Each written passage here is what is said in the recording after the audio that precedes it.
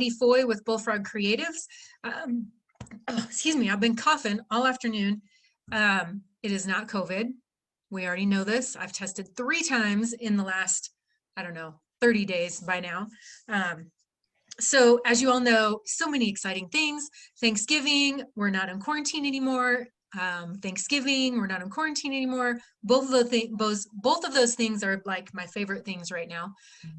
And we have leftovers, which you just can't beat leftovers, which I'm sure you also have leftovers, right? Yeah. So today we're going to step back. If you guys remember, we started these live broadcasts in April to kind of talk to different rodeo coaches and learn more about different rodeo programs across the country. And so I've gotten a couple of requests for some colleges. So the next couple of weeks, we're going to bounce back to doing the college profiles. And I'm not going to lie, we're probably going to talk about alumni stuff too, because especially today, because this coach, Miss Linsay Sumpter, is also still rodeoing. So I have all the questions that I have to ask her, on top of her having to talk about her college too. So I hope you have a glass of water nearby. I'm going to ask you a question and kind of send you on your way. And then I'm going to try to get this pulled up on my phone so that I know if we have any other people tuning in or if we have any questions. So today we have Linsay Sumpter, who is the rodeo coach at Otero Junior College. It's so funny because I college rodeoed at my first 2 years in college at Northwest College, and we play Otero in basketball. Yes. So otherwise, I would have no idea. I had never heard of that college before, and have not really heard a whole lot since then. So if you would, Linsay, tell me about the community a little bit and where y'all are located. Okay, so Otero Junior College is kind of the hub of southeastern Colorado when it comes to kind of everything that has to happen here. The college was established in 1941, so it's been around a long time. We're a small rural community, you know, in La Junta, Colorado, so we're about 60 miles east of Pueblo. We are about 4.5 hours to Amarillo, 3 hours to Denver. We're kind of in a cool spot to rodeo out of, really. Besides for our regional rodeos, we're a little far from some of these, but for the most part, to be able to travel kind of all throughout the United States, we're in a really good spot for that. La Junta is a town of about 5,000. Otero Junior College is about 1,500 students. We're a very vocational school. We have welding, we have an agriculture program, an amazing nursing program. We have cosmetology, and then we do have your general Associate of Arts, Associate of Science degrees that will transfer kind of throughout the whole United States, wherever you wanted to go. Within our agriculture department, we have articulation agreements. So what that is, it's a 2-year agreement with West Texas A&M, CSU Fort Collins, New Mexico State University, Northwestern Oklahoma, and Alva, and then OPSU, where you take your first 2 years in animal science, ag business, or crops and soils with us and transfer seamlessly straight across as a junior. So all 60 credits that you take will transfer 100%, and you go straight into your 300 and 400 level classes. So that's a Awesome. really, really cool thing that we offer that allows, you know, maybe a rural student or even a student that grew up in Denver that decided they want to study agriculture and maybe needs to get their feet wet a little bit or wants to get kind of their feet wet in that college experience. Maybe you only graduated with 10 or 15 kids in your class and you're not used to that 500 room auditorium in Art 110. Like, you'd rather that more one-on-one, lower student to teacher ratio. Yeah. So we're a really, really hands-on college. We tell everybody, you know, this kind of turns into your family here. This is your Otero family, and a lot of support with the community with our rodeo program. I originally am from California, and I moved here to Colorado in 2008, and I worked for the professional bull riders. And I was kind of, it was brought to my attention that Otero was deciding to bring back the rodeo program, because they had a rodeo program from like 1956 to the 80s at some point. They don't really know when it stopped. So I was kind of approached as to like, hey, this would be a really good gig for you. Like, yeah, you should consider applying for this, because I had always given clinics and lessons and Was still competing for myself at that point. So I was engaged to my husband when I was working at the PBR. So we got married. I stopped working for PBR and I started June 1st in 2009 and built the program from scratch. So we had 2 students that were attending Otero at the time that rodeoed, and I needed to bring in at least 20 students, figure out a place to practice, figure out practice cattle, figure out all of the aspects that go with all things college rodeo. And I had a couple months to get that done. So our first year was 2009. We've had a full program since then. That year I got 17, so I didn't quite hit 20, but I had 17 that first year. And then we've been full board since then. So we compete in the Central Rocky Mountain region, so Colorado, Wyoming, and then Chadron State in Nebraska. Okay, perfect. So you covered a lot. Yeah, sorry. No, it's okay. It's okay. So let's just talk about, I try to kind of put myself in that kind of incoming freshman position. So you already talked a little bit about kind of the community and some of the academics. So I'm not going to ask about that again, but I know when I was in college, and for those of you that tuned in like early on, I asked everybody the same questions. So I remember when I first started college as a freshman, there was a requirement that freshmen live on campus. So do y'all have that requirement? And then also talk to me about, do you have on-campus housing? If you don't, if you do, also talk about what it would look like to rent something in the area. So as a first year, we are a varsity sport at Otero. So we do require students to live in the dorms. They're at least their first and second year, unless they're local students and they can live with family. We're kind of working on that aspect of it, but for sure that first year, you definitely do need to live on campus. We have a few different housing options here at Otero. We have your general dorm, that is the flat, and then you share a restroom area with the entire floor. Then we have 2 different facilities that are 2-room suites with adjoining bathrooms. So you would share your room, like you and I would share a room, and then we would share a bathroom with Sally and Virginia. Right. So kind of more, I call it apartment type living. Really a cool option is that my students live at a dorm that we call South Site, and it's a little bit off campus. It's about 2 miles to the south of campus. It's an open facility, and the city of Lahaina actually owns it, and they've been really awesome to put in like outside plugs so that we can plug our dualies in, in the winter and things along that nature. And there's room to have rope and dummies and everything out there. And they have like a super cool kind of rodeo kind of vibe for them, because they can go outside and rope the dummy and they can plug their trucks in, and it's just a great experience. Yeah. We do have full meals. We have a Starbucks on campus. We're like the only Starbucks from Pueblo to, I think, Kansas, really, honestly. So that's kind of a cool thing that we have on campus.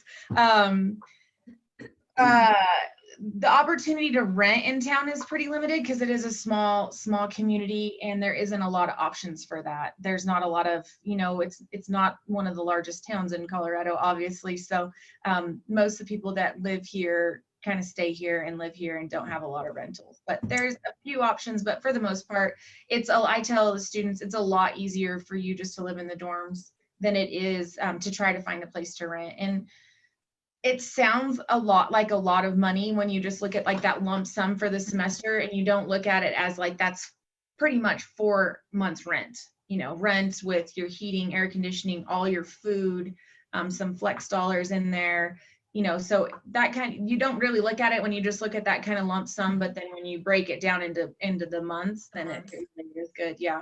Yeah. Perfect. So it doesn't sound like really, you said there's not a lot to rent, but it doesn't sound like they really need to, especially if there's a requirement for on-campus living the first and second year. So talk to me about where I might keep my horses, how much it costs, and then is there hay available, or do I need to bring my own hay?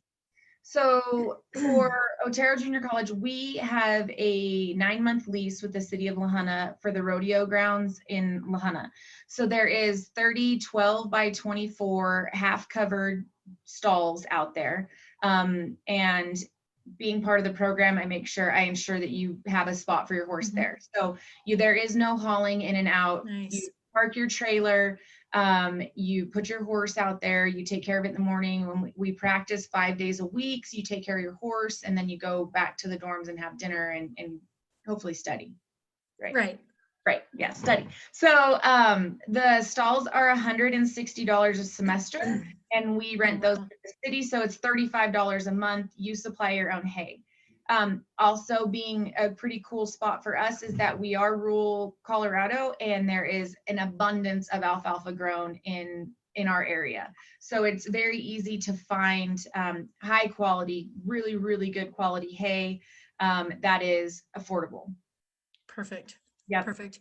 So I assume then y'all just practice right there in that facility. Can you talk to me a little bit about the facility and then your practice cattle and or, kind of what the schedule looks like? Yeah. So usually 90% of the time, unless you're in a vocational program that maybe like say cosmetology, that would go kind of all day, 8 to 4, 8 to 5. I'm very hands-on when it comes to coaching and academics, because I can't stand when a student athlete takes a class that is non-transferable if that is their goal. If their goal is to come to Otero for 2 years and transfer to say CSU Fort Collins and become a teacher or become a vet, I don't want them to take Math 102. Because that is not their required math. They need to take Math 121. So I've been coaching for a little while now. And I take a lot of pride in making sure that what my student athletes take is going to be something that is transferable or goal orientated for them. So I will set their schedule to where they go to school classes in the morning. We usually start practice the 5 days a week, so Monday through Friday, depending on if we have a rodeo and we're traveling or whatever. But let's just say a general week when we don't have a rodeo, we'll practice 5 days a week. I start practice between 1 and 2, generally at 1:30, and we start for sure at 2. And I'm not a micromanager when it comes to us being there. If the calves are loaded, we'll rope calves first. If the steers are loaded, we'll rope steers first, and then we'll tie the goat and we'll do all of that. We're probably because of the way that I grew up, I am very adamant about rough stock, and that in order to have a rodeo program that it's rough and it's tough, but you have to buck bulls and horses. So on Tuesdays are the days that we buck bulls and horses. And I have a couple local suppliers that bring me some stuff, and I'll keep bucking horses at the arena and take care of them. I've gotten horses from Cervies. Kirsten Bold brings me stuff. I mean, it's kind of that networking that my genetic code accidentally made me be a little connected when it comes to the rough stock side of things. But so we buck bulls on horses 1 day a week, and then we rope and tie and work barrel horses the other day. So our arena is a full facility. 2 years ago, we completely redid our rough stock side of things. So we have 3 right-hand deliveries and 3 left-hand deliveries, brand new WW buck and shoots. We have pre-foot rope and shoot. It's a big arena. It's probably 200 by 350. It's a very large arena. And then the other cool thing that we have is that we have a full it's a 3/4 mile track around our arena. So, I appreciate it because I still, train some barrel horses and stuff, and I really like to breeze horses. I went to school at Cal Poly, so we had the beach to breeze our horses on. But so now we have a track, and the girls can exercise their barrel horses while we're roping, or if you wanted to tie goats on the track, you could do that as well. So it's just a cool thing that we have. Our facility has a 50-acre pasture on it that we turn the bucking horses out in. And then our rope and cattle, I have a local supplier. I have breakaway calves, tie down calves, team rope and steers, bulldog and steers. But we are in such a cool spot when it comes to cattle, because there's a lot of cattle down here. There's 2 very large sale barns that have weekly sales. So they are always looking for my students kind of to go there to help work if they, need if they need it, and if the kids need work.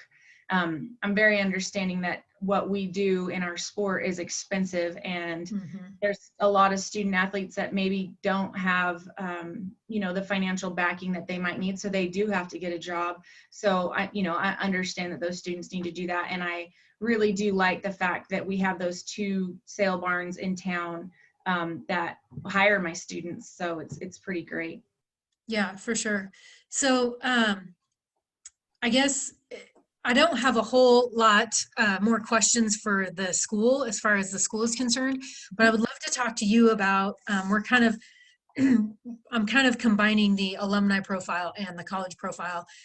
So talk to me a little bit about your background. Where did you go to school? Where did you college rodeo? And then kind of, you already talked about PBR, and then now you're the coach. Kind of where have you been since college? So I grew up in Northern California, in the rodeo business. My grandfather's Cotton Rosser, and he is 91 this year. So we are super, like, just so blessed to have him and to learn from him. He has been a stock contractor for 70 years now and has produced rodeos throughout the United States, primarily on the West Coast. And my dad was a rodeo competitor, and pretty much my whole family.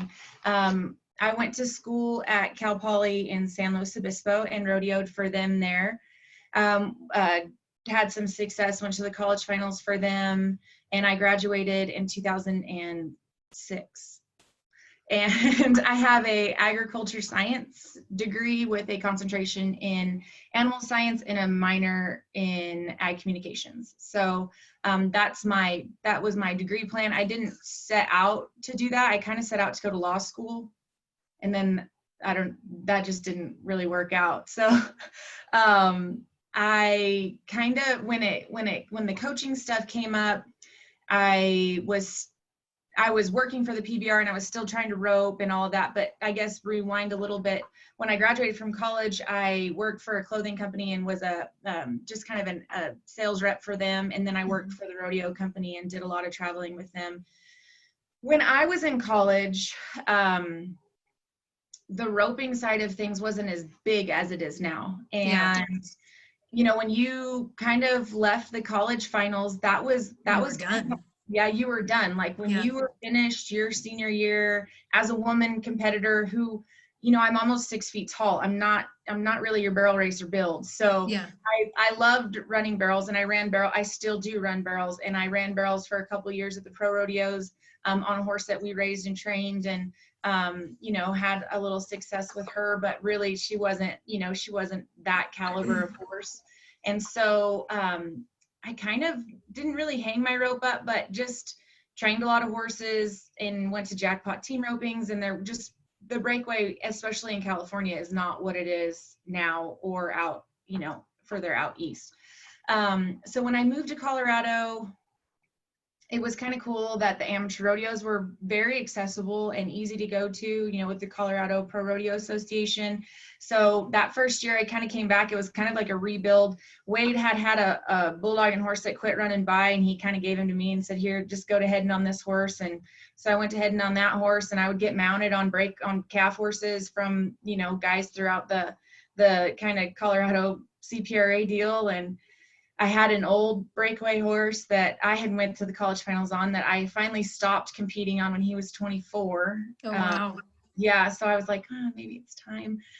So the opportunity now as a competitor is totally different than the girls that are graduating from college now. Yeah, absolutely. And it's so cool to, I guess, have been part of that. I grew up in the rodeo business, so I've seen all sides of it. And then my husband, he made the NFR 6 times. And so rodeoed with him, I was not a rodeo wife. I was a stay at home, take care of the cattle and take care of the horses. And then I would fly out for the runs that I wanted to go to. I didn't go, I was not about to hit the trail with them because it was 5 guys in a rig.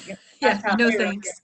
No, I wasn't going to do that. So I've seen kind of all sides of it. So now as a competitor, and like I said, being in Southeast Colorado where it's easy to get to, it's 10 hours to Fort Worth, it's 10 hours to Billings, it's it's kind of easy to get anywhere from here. Yeah, it's a little ways, but it's not challenging. It's not like when I was in the West Coast and it was 28 hours to Stephenville. Right. So, we have 2 little boys, and I kind of took a little hiatus of competing there. My oldest will be 7 in December, and my youngest is 4. So I took a little kind of gap in there and just rode horses and hung out and roped at home. But I just got back, I guess 10 days ago or so from the WCRA Women's Rodeo Alliance champ, however they call it. But it was awesome. It was such a great experience. And, I went to the women's gathering, and just the way that the sport has evolved. And then now, to be able to see some of a lot of my friends that are going to be able to rope in the same building as the NFR and kind of have their own little NFR is pretty remarkable. Well, and it's kind of a game changer too, is that, I think as someone that's kind of been on the inside and has competed, there's always like this friendly competition between who can rope the fastest anyways. And guys always think they can breakaway rope just as fast as any woman. And it's just not, it's not true. You're mostly. Right. And I will say, like, I can't either. I didn't really start breakaway roping until I got to college. And I think my fastest was a 3 flat, which I was elated. And anymore, that's not even going to cut the mustard. And so I think the level of competition is a game changer, but also the level at which we can now compete is also a game changer. So rather than just going to amateur rodeos and throwing for, I don't know, like a couple thousand, the WCRA paid out, it's the same level of payout as what you see men competing for at the NFR, at the professional level. And so I think so many things, and I would also attribute a lot of it to the PBR. And I've talked about it on this platform a lot to a couple of guys that were co-founders of the PBR, and kind of what their goal was, really marketing each of the athletes, not just as cowboys, but as athletes, but then also marketing the bulls as athletes, and really trying to take that to the next level, similar to other professional sports. And so I think that has only helped every other event and every other rodeo committee across the US for sure. And I would say across the world, with the level of competition that kind of is like they have countries competing against one another. So it's really cool that you have that background with PBR also. But that's really what I wanted to ask you about, was kind of what that experience was like competing in the WCRA and kind of at that stage. Sure, I think women are used to performing and competing at that level and that kind of national championship level, but it feels different. And it feels different to me. Did it feel different to you? The first time that it felt different was when I made the perfs at Cheyenne, and I did make the short round at Cheyenne. Yeah. And I made the American deal, and that was cool and it was awesome, but it was still 500 of us, and we roped all day, and it was a lot. Yeah. And then the first time it felt different was at Cheyenne, and it was obviously before COVID, and it was the first opportunity. It was the first big rodeo that was like, hey, we're going to let these women on the stage. We're going to let this event come to fruition and see what happens. And it was so cool to have been there and watched Wade compete there, and had been there as a competitor, and saw it was just different. The stands were packed, you can't hear. And that was I thought I was going to throw up. But yeah. It was in the first time it was the first time I roped was in the slack. And if you've been to Cheyenne in the slack, people show up for the slack, and generally they show up for the bulldog and slack because there's so many wrecks. But that whole buck and shoot side, and then that stands right there by the rope and shoots were packed. And then it was like, okay, well, you made the perfs. So then it was just totally different. And gosh, who was playing? I don't know if it was Jason Aldean or something like that. And you're just like, holy crap, like, this is different. This is not the same as, like you said, going to the jackpots and going to the amateur rodeos. And then the WCRA deal, I messed up. I'll just be honest. I missed one. And so I was done, and I had my 4-year-old, and he loves JB Mooney. And so we took him to the PBR finals, and it was the night that the girls got to team rope, and it was a little rough for him. I mean, we watched it, but it was crazy to think that It's still history in the making. History. It was crazy. And I felt I can only imagine, because I was so nervous for them. And the very first Jamie Markham, who, if you know who Jamie Markham is, she's a pioneer in women in rodeo and roping. And they have the spotlight right in front. I mean, the huge spotlight right in front of the box. Oh. And her horse was like, no way. No shot. He did not want anything to do with it. And they're on the mics they're on the walkie-talkies trying to get the spot turned off. And the whole bottom of the arena was highlighted in red and green, like light bars that you would use to hunt with. Right. And I was just like, oh my gosh, these poor women, and their poor horses. Like guinea pigs. Oh, total guinea pigs. And to be there, it was so cool. And, you know, I had some really good friends with Fabrizios. They were in it, and it was just awesome to see. But that, I mean, I can't imagine the nerves that they had, just the nerves that I had just being at Cheyenne and getting that kind of monkey off my back, I guess, which is a blessing, because now I feel like I can kind of maybe handle that. But it was the first time that I had ever been kind of thrown, besides the college finals, but the college finals, it's the college finals, and you're right. It's just a different level, you know, like when we were in college, you thought about the college finals all the time, and that was a big deal. And all you had to do is walk in that building, and you're like, yeah, but then you wrap your grand entry in the perfs, but then you're like, your coach is there and all your people are there. But when you are riding in a perf of a place that's so historic, and like for them, that was like you said, it's a historic moment that they wrote a $60,000 check for a leg, you know, like, and it's just amazing that it even happens. And to be on both sides of the PBR, I worked at the PBR when Randy Bernard was still the CEO, and I tell people all the time what an amazing experience that was to learn from him, which he will say that he learned a lot from my grandfather when it comes to some of those things, and a lot of those guys will as well. So it's kind of cool to see, you know, it kind of roll downhill a little bit. And just the mindset of how to hustle and how to get all of these things done, and what we need to do to promote our sport, and just all of it.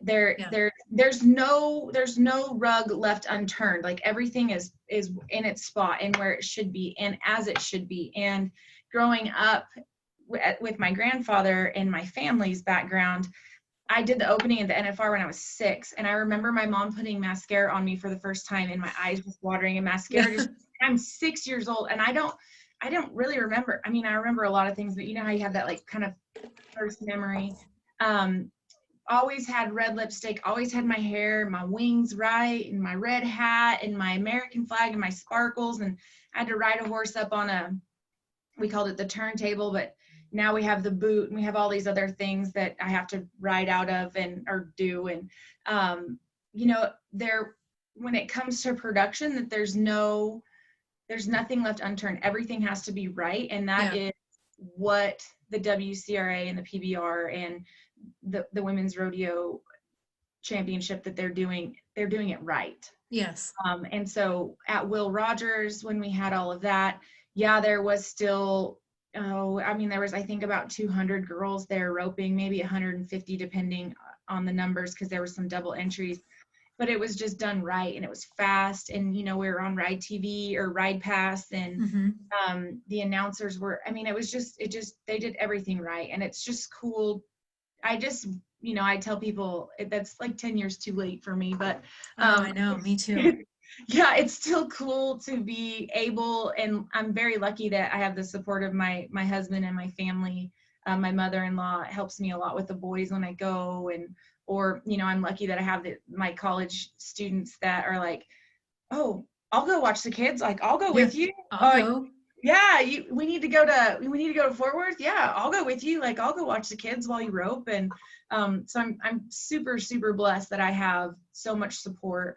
My dad in California, my dad just got his knee replaced, and he has this really nice horse, and he's like, all right, I guess I'll send her out there for you. So now I have like a backup horse, and I have my dad's horse now. And it's just been such a cool experience to be, part of this groundbreaking, and to watch women like JJ and Larry D and really good friends of mine, Jackie, and, they have worked really hard and to promote the sport. And they had to do it the old fashioned way. They had to, promote themselves. And JJ, she's 19-time world champ now. Just every time I'm around her, it makes me giggle, because I remember when I was in college and she was winning the WPRA deals, when you had to go to Arizona. If you wanted to win a WPRA World Championship, you had to go to Arizona. And she always lived in Stephenville, and, she drove her tail off and rodeoed her butt off to win those world titles back then. And it's just cool to see how far it's come. And we had a Rancho San Juan Mission Viejo, that rodeo there. Gilbert Aguirre called me, and he's like, I want to have a breakaway after Cheyenne. Maybe it was before Cheyenne. And I said, all right. And he goes, but because, that rodeo is only limited to the top 30 in the world. And that's the only guys that get to go. And he goes, but I want the top girls. And I said, all right, well, what do you want to do? And he said, I'm going to add 20,000, and you just get me the girls. And I said, all right. So I, called the top gals, and I said, would you guys be interested in going? They're like, we'll be there in a heartbeat. Yeah. They all sent rigs. They drove. We all went out to California, and it was fun. And then that was another experience that they got, where we got the red carpet at that one. Yeah. And if you ever have a chance to go to that rodeo, go to that one, because it is awesome. Because it's on the beach, and you're in Orange County, California, and lifestyles of the rich and famous, and they have this beautiful tent, and they feed you steak dinners, and nice. It is awesome. So well, and I think you talked at some point about, like, you ran barrels professionally for a little while, and you just didn't have that caliber of horse. And I think that at some point, kind of every girl that grows up rodeoing almost has to make that choice. Like, whether you have the caliber of horse to run at the pro level or not, and you make that choice. Like, you can either go and donate, or you can just stick to your amateur rodeos, or stay close to home. And I think it just opens up, like you said, it's more than 10 years for me, but just a little too late. But it's still so exciting to see the opportunities. I mean, you don't have to shut that door. If you don't have that caliber of barrel horse, then you have some other options now that that we didn't have, that you didn't have when you were going strong. If there would have been some of those options after college for me, I would have kept going. But I lost my barrel horse when I was in college, and so all I had was goat tying and breakaway roping, and there weren't options to keep going, and so I just stepped out of it. But it's so exciting. I mean, I think almost like kid in a candy store for me, exciting to be able to see so many options and so many opportunities for girls, but also for ladies and women that are still doing it somewhere, and now they can come back to the professional level and compete again.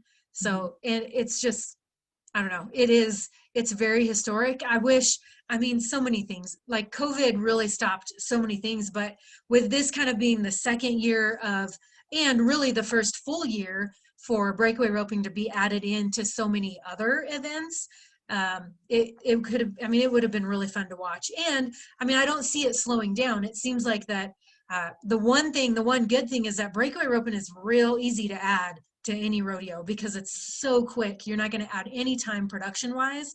So I don't think it's going to be slowing down at all. The coolest part also about breakaway, that maybe not to us that are super aware of the events and everything like that, but to the naked eye, the naked rodeo, like first time rodeo goer to watch the breakaway, the calf wins. Yeah. Nothing, I mean, you rope it and it just keeps running and you're kind of like, oh, and then it happens so fast that you don't really, it takes a couple to even understand what's going on. And so, you know, for those places like, you know, the more controversial places, say like the Cow Palace in San Francisco, or, you know, San Juan Capistrano in Orange County, like the people went nuts, like, and even at Cheyenne, like we rope calves and we're going 90, and then we have these awesome little horses that are just dragging tail, and they just look cool doing it, and hair's flying, and you know, everybody's just like, they love it. The crowd loves it because it is so fast, and the calf wins. Like nothing, you know, in the team roping, you know, there's no stopped time. In the bulldogging, nobody gets off their horse. The calf roping, the calf isn't tied down. The calf always wins. It's a lot like, you know, the kind of the rough stock that the horse, you know, or bull generally wins. Yeah. So it's pretty cool to see the fans' reaction of it. You know, we always kind of knew it, but to see the fans' reactions when it at a big rodeo, it's pretty awesome to watch. Yeah, for sure. Well, we're coming up on 40 minutes. This is what happens when you get people together that have a common interest. So I'll do a quick wrap up. I know we originally intended to talk about Otero Junior College, and hopefully we've answered everybody's questions. We do have a few people tuning in live, so I want to give them a shout out. Thank you so much for watching live. If you are rewatching and you have any questions, please be sure to post in the comments what your questions are, or you can direct message me and I will get you and Lindsay in touch and make that connection for y'all. In the future, we do have another college. Listen, I've slept. I don't know who it is. Let me see if I can find it. Yeah, I can't. I will have to dig too hard. But we will be profiling a couple more colleges in the following Mondays. And I do have my fingers crossed. I know that the NFR is going to look a little different this year. A year ago, my goal was to be at the NFR, and so I could do some of these interviews. But that's just not going to happen this year. And I know that even the interviews that they are going to be doing is going to look way different. So I am hoping, I feel like Zoom is the easiest way to go. So I am hoping to be able to track down some contestants, maybe some former collegiate athletes, and see if we can nail them down and see how their week is going, and see, I don't know, see what it's like in Texas for the NFR. Will you guys be going out for it? I fly out tomorrow. My Aunt Cindy got the Donita Barnes Lifetime Achievement Award. So, oh, very cool. Yeah, so it's exciting for her.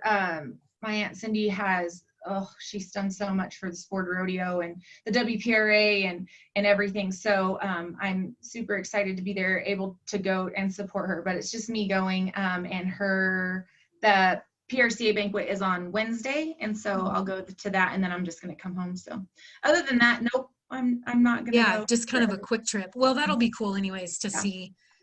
Congratulations to your aunt. That's a very good achievement for her.